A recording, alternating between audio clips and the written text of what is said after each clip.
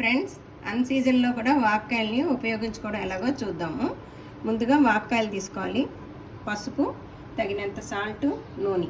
ఈ వాక్కాయల్ని ఉప్పు వేసి 5-6 చెంచాలు ఒక 5 నిమిషాలు నీళ్లు పోసి ఉంచుకోవాలండి. తర్వాత బాగా కడగాలి, ఎందుకంటే దీనిపైన జిగురులాగా ఉంటుందన్నమాట. ఇలా అనేసుకుని కడిగేసుకుని బట్ట మీద ఆరబెట్టుకోవాలి. ఇవి గట్టిగా ఉన్న కాయలు మట్టుకు తీసుకోవాలండి.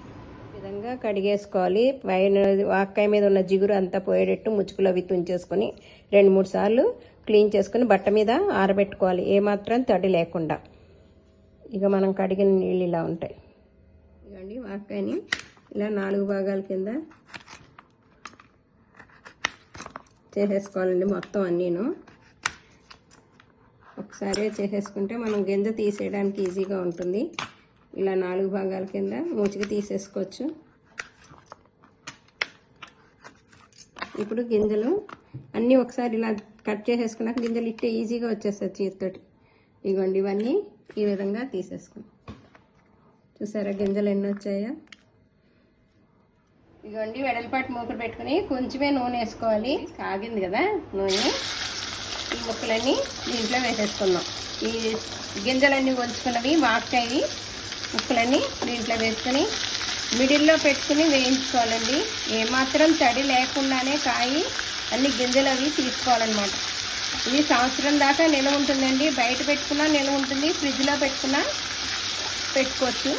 నేనైతే బయటనే పెడతాను, ఫ్రిడ్జ్లో పెట్టుకునే వాళ్ళు పెట్టుకోవచ్చు. ఎందుకంటే బయట పెడితే కొంచెం కలర్ మారుతుంది, నలుపుగా ఉంటుంది అంతే. ఫ్రిడ్జ్లో పెడితే ఎలా ఉన్నదో అలా ఉంటుంది. ఇట్టే మగ్గిపోతుందండి. మగ్గిపోయింది, ఇది మెత్తగా అయిపోయింది. చూసారా, ఈ విధంగా ఉన్నప్పుడు కొంచెం 1 స్పూను పసుపు వేసుకుందాము. ఎక్కువ వేసుకుంటే నలుపు వస్తుందండి, అందుకని తక్కువ వేసాను పసుపు. మనం దీన్ని మగ్గాక చల్లారాక గాజు దాంట్లో స్టోరేజ్ చేసుకోవాలి. ఇప్పుడు ఇదిగోండి మగ్గిపోయినాక చల్లారాక గాజు కంటైనర్లో పెట్టేసుకుని మూత పెట్టేసుకుని ఉంచుకోవచ్చండి. బయటనే ఫ్రిడ్జ్లో పెట్టుకుంటే పెట్టుకోవచ్చు, ఫ్రిడ్జ్లో పెట్టకపోయినా నిల్వ ఉంటుంది సంవత్సరం దాకా.